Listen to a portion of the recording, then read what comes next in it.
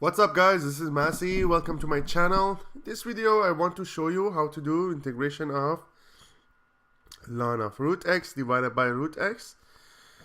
So I will use integration by substitution and integration by parts. Right from the beginning I changed the variable from root x to u, which is gonna be x will be u squared. So dx will be 2u du.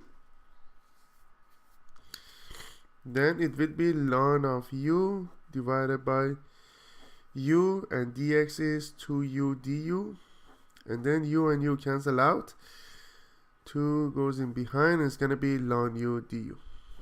And after that, integration of ln u, I need to use integration by parts. So I can consider it as 1 times ln u.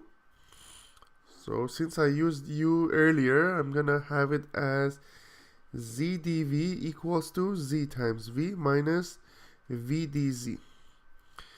So z is ln u and dv is du. So v is u and dz is du times 1 over u, right? Du over u is going to be the derivative of ln u. Then you can write v times z, as you have it here, which is going to be u times ln u, minus integration of v, which is u, dz, which is 1 over u du. These two cancel out. It's going to be u ln u minus integration of du. So it's going to be u ln u minus integration of du is going to be u. And then you can factor it. It's going to be u times ln u minus 1 plus c. Then you can change the variable to the original one. Instead of u, you can write root x ln root x minus 1 plus c.